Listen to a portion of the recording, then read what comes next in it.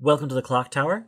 I'm Brandon, and today we're going a little more meme-tastic today. We're looking at Ifrit, Slime's fantastic addition to the Weiss world. We're looking at Ifrit in the context with Set 2 coming out very soon.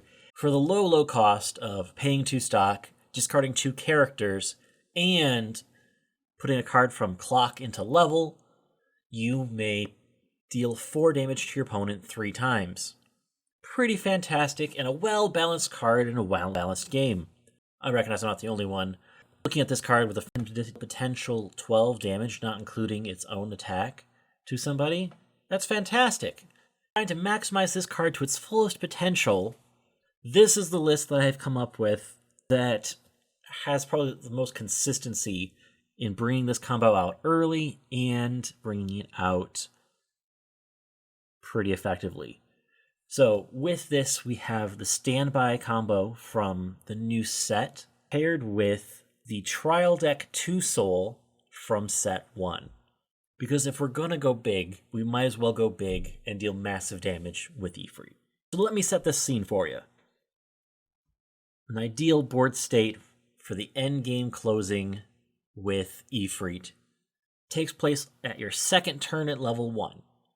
Post level 1 combo with the Standby, ideally bringing in an Ifrit off that Standby and then triggering a Standby along the way for another Ifrit. Pair this with, say the Twin Drive Milim, and then throw down the 2 Soul.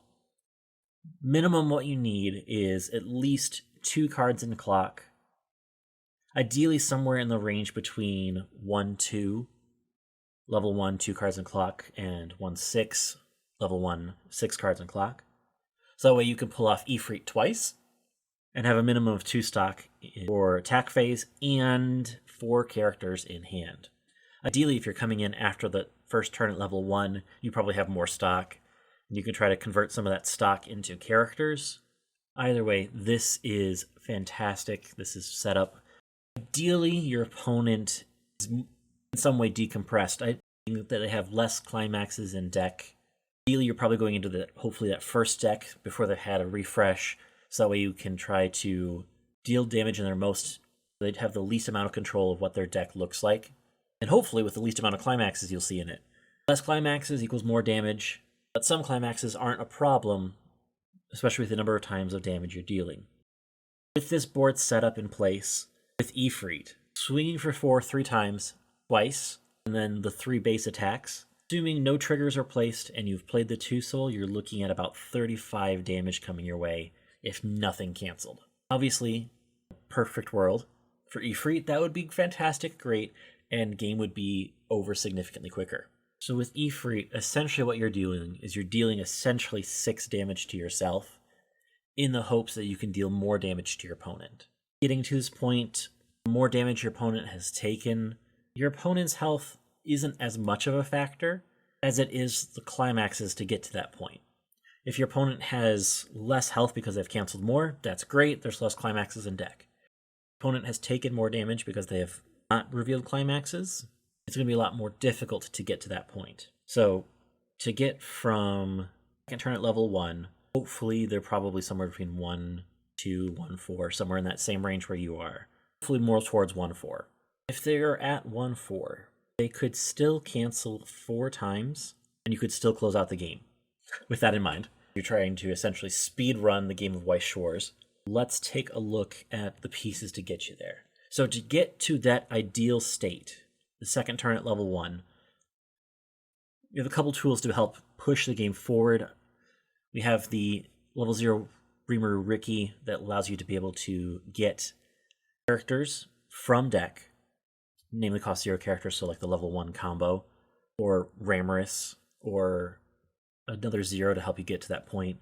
Fulfills a multiple couple of roles here. You're able to help save with characters in hand because you're getting paying 1 stock, clocking yourself 1 to get a character into hand.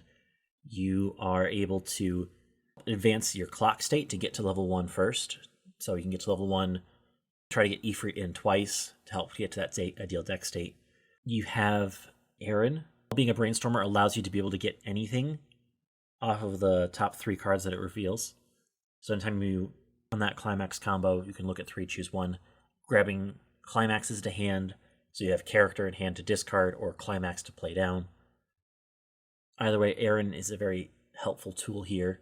We have the Rimuru Chiri, so when it goes to waiting room, you can discard a card, look at the top 4 cards, choose 1 level 1 or higher, add it to hand.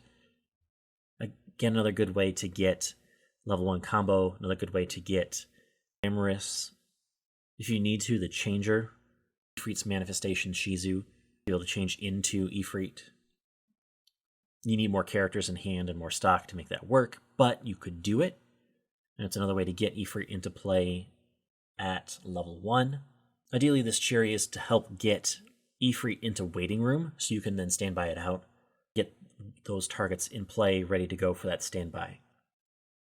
We have the Climax swap, help get the right Climax at the right time, standby for the standby turn, 2-soul for the 2-soul turn, in place, ready to go. We have the Twin Drive Milim. Really nice card to be able to pair along with Ifrit. That way you can try to help push Soul a little bit. There's not a lot of Soul triggers in this deck. You have 16 Soul triggers total. And of the 16, 4 of them are 2 Souls. You're not likely to trigger, but the Twin Drive can help move through that deck a little bit faster and maybe even potentially pull out a Soul trigger. Our last 0 is this Rimuru from the new set that allows you to pay 1, pitch 1, look at the top 4 cards, and add 1 to hand. Another way to be able to get the CX into hand. Another way to be able to mill. Another way to be able to just kind of keep trying to get the cards that you need at that time. It also has a clock effect. So at the beginning of main phase, if it's that you can kind of switch it with a different red card in hand. So it's just another way to help get that tool back into hand to keep digging, keep searching, keep looking to the right point and meet these ideal conditions. We already looked at level 1 briefly, level 1 combo with the standby, on attack, Twin Drive. So there's no cost with this one. So you're just triggering twice, trying to stock up as much as you can quickly, and hopefully pulling in a standby trigger to standby out Ifrit. The Changer, Shizu, pay 1, discard 2 characters, bounce this card back to hand, choose Ifrit from waiting and put it on the spot. So if you're unable to get that second standby off, here's a way to change into it. It requires having an additional character in hand, an additional stock to make this happen, outside of the minimums that are already put in place. Also, when you play this card down, you mill 2 cards, and if there's a climax in those 2 cards, take the top card of your opponent's deck, put it into waiting room, and then choose a card to put it on top. So it's a potential way to pull a climax out of their deck before going into Ifrit. So the Ramorous. Ramorous is a good way to be able to help get the level 1 combo on field, so you can have as many characters in hand as possible for Ifrit to go off. We talked about Ifrit itself. We also run the level 3 Benimaru. So if we're triggering standby during Ifrit's turn, this is a way to help put this in the backfield, grant power. If things aren't going well and you get pushed into level 3 by Ifrit and you do not close the game, you survive the following turn, you can use essentially combo lists, additional burn on reverse to help close out that game that following turn. This is kind of, if everything goes wrong, it can still push a little bit of extra damage at the end. It can power pump and give power to Ifrit, so Ifrit stays alive a little bit longer if you need to. A lot of good synergy with the top end if everything else fails. So that's the deck. That's the pieces parts in the deck. That's how they help work together to get to this ideal board state. When we're here, trying to deal as much damage as possible, how this turn looks.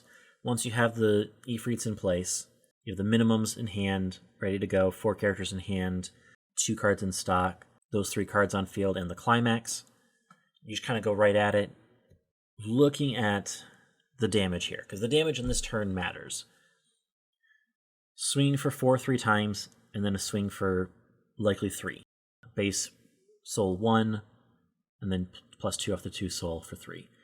So off the 1 character, you're trying to swing for about 15, divided into 4 different instances of damage. to essentially make up for the damage you did to yourself, at least 2 of these need to go through. If you're able to get at least 2 of those through, and then you're able to do again for the other one, a minimum of 2 of those through, that's 14 points of damage right there. 2 levels worth of damage from 2 cards. And then it comes down into that last swing, where you're looking at a minimum of 3. Being able to deal 2 full levels, the potential number of cards that you're going through as well, you're also likely going to, especially going into that first deck, probably refresh them into their next deck. Looking at that refresh point, plus that additional potential 3, looking at 18 points of damage if they cancel 4 times. Over the course of this turn, you're looking at 9 different instances of damage. Depending on how that turn goes, even if you do not close with Ifrit, you can potentially push your opponent into a space they're not prepared to go, going into level 3. They might not have the resources prepared for their endgame, so you may be able to scum out another turn right there at the end to close it out. Slime can do a lot with very little resources. If you blow up all of your resources in that moment, you can still kind of draw into resources to help you close out a game. With that, that's it. That is the deck. You prime Ifrit and then let it go. On Thursday, we'll see some gameplay of it. And then after that, we'll be back with a clock talk and 5 cards, 5 minutes. So thanks so much for joining, and we'll catch you next time.